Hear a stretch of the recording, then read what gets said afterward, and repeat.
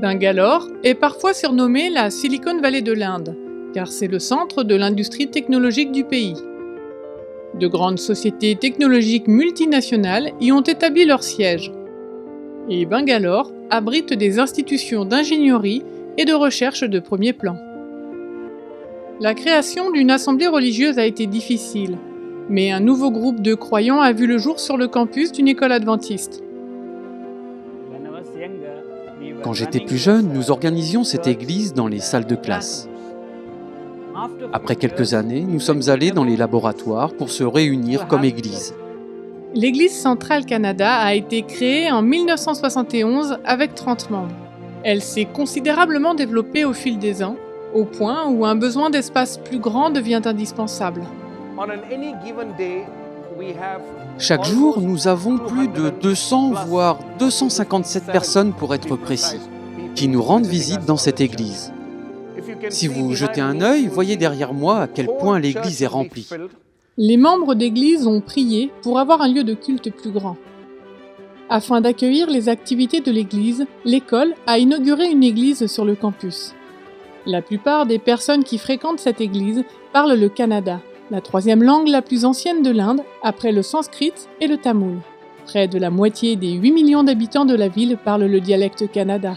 Cette église dispose d'un groupe de jeunes qui s'engagent et se mobilisent auprès de notre entourage. Il est très difficile de les garder dans l'église.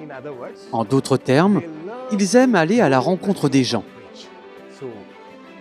Il était donc temps pour nous de mettre les choses en pratique, partager ce message de l'Évangile. Nous y sommes donc allés, nous leur avons rendu visite. Nous avons vécu un bon nombre d'activités avec eux, c'était unique. Ils ont adoré ce que nous leur avons proposé. Ils ont découvert que quelqu'un était là pour s'occuper d'eux.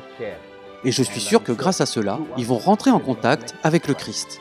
La plupart des jeunes sont des actifs travaillant dans le domaine médical et dans des entreprises technologiques. Le temps est leur ressource la plus rare, mais ils s'engagent malgré tout dans le ministère. Pour la Journée mondiale de la jeunesse, ils ont transformé l'événement d'un jour en un programme de 3 semaines. Ils ont distribué des prospectus et rendu visite à des personnes dans le voisinage environnant, mais aussi dans des villages éloignés là où il n'y a pas de présence chrétienne.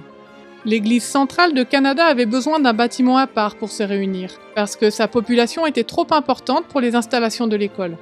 Grâce à l'une de vos généreuses offrandes du 13e sabbat en 2020, ils ont trouvé une propriété et poursuivent leur projet. La plus grande église Canada de Bangalore n'avait pas de bâtiment propre jusqu'à présent. Le Seigneur a ouvert des portes et à quelques rues d'ici, nous construisons notre nouvelle église. Il s'agit d'un bâtiment de 4300 mètres carrés. Nous sommes en train d'y construire 2 étages. Le rez-de-chaussée sert de parking, le premier étage est une église et le deuxième est un balcon.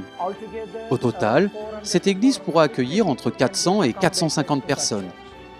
Après ses modestes débuts dans une petite salle de laboratoire, cette église aura son propre bâtiment. L'emplacement exceptionnel offre de nombreuses possibilités d'exercer un ministère plus important, en particulier auprès des résidents de la classe moyenne et supérieure des quartiers environnants. Nous vous remercions de prier pour les membres de l'Église du Centre de Canada dans leur ministère. Merci de soutenir ce projet et ceux à venir par vos offrandes du 13e sabbat.